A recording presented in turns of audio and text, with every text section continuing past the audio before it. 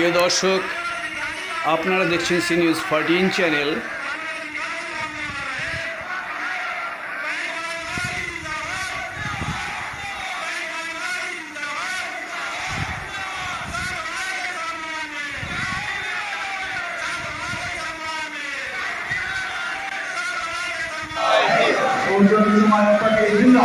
जिंदाबाद जिंदाबाद जिंदाबाद जिंदाबाद अमर रहे अमर रहे अमर रहे अमर रहे अमर रहे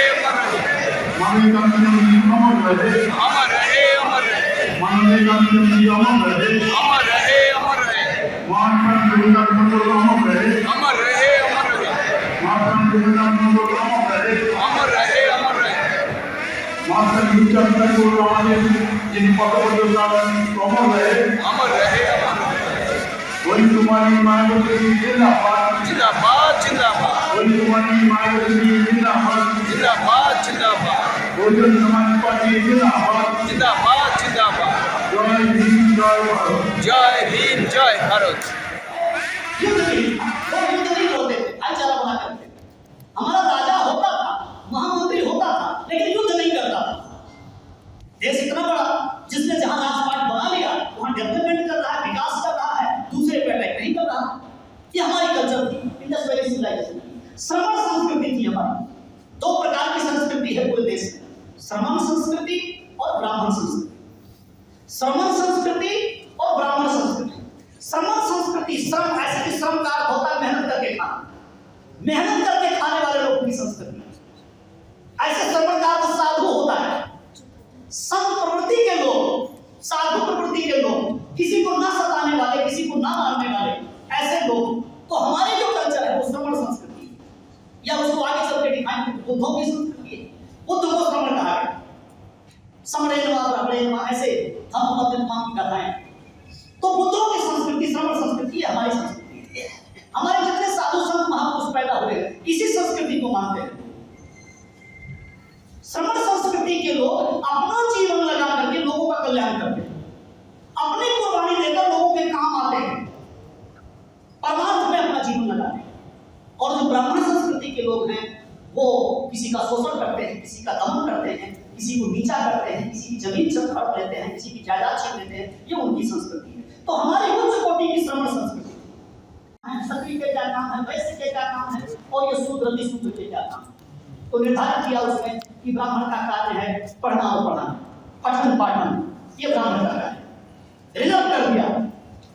अभी तो आप रिजर्वेशन की लड़ाई लड़ रहे हो, अपना काम इधर इनका कितना तगड़ा रिजर्वेशन, कैसा रिजर्वेशन और चल रहा है। आप पढ़ने पढ़ाने का रिजर्वेशन दे दिया, राजपाट शासन करने का रिजर्वेशन दूसरे को दे दिया, क्षत्रिय को,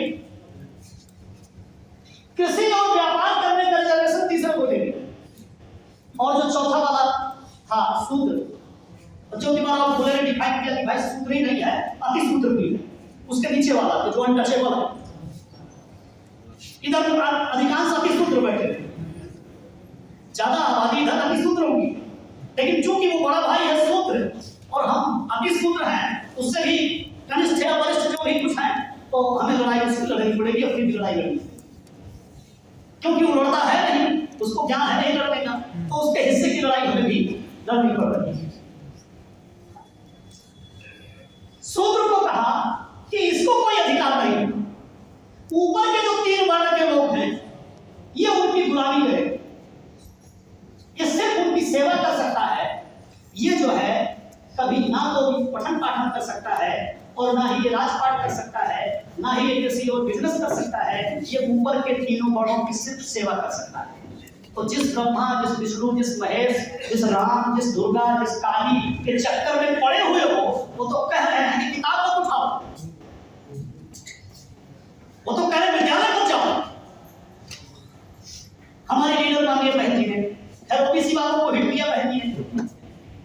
बहन जी ने जब 2009 का इलेक्शन हुआ, 2014 का इलेक्शन हुआ, पार्लियामेंट का 4 घंटे का कैडर क्लास लिया। इधर नौ हवलादार हैं, गए होंगे कैडर कैंप में, तो याद है। तो बहन जी ने 2009 में एक रेटिंग दिया, कहा कि जब तक इस देश में जातिवाद कायम रहेगा, बहुजन आंदोलन चलता रहेगा। बीएसपी खत्म नहीं हो सकती, आपका आंदोलन खत्म नहीं हो सकता, लड़ाई जारी है, हजारों वर्ष से चल रही है। कभी हम पिछड़ते, कभी आगे आए, कभी पिछड़ते, ये चलता रहा। अभी तो बाबा साहेब के अनुकंपा से हम जागरूक हो गए। ये वर्णवाद जातिवाद खत्म कर दे, लड़ाई खत्म हो जाए। और ये वर्णवाद जातिवाद खत्म नहीं करेंगे, हमारी लड़ाई चलती रहेगी। हम चाहे कम सफल हो और चाहे ज्यादा सफल हो, हमारी लड़ाई चलती रहेगी, लड़ाई चल रही है।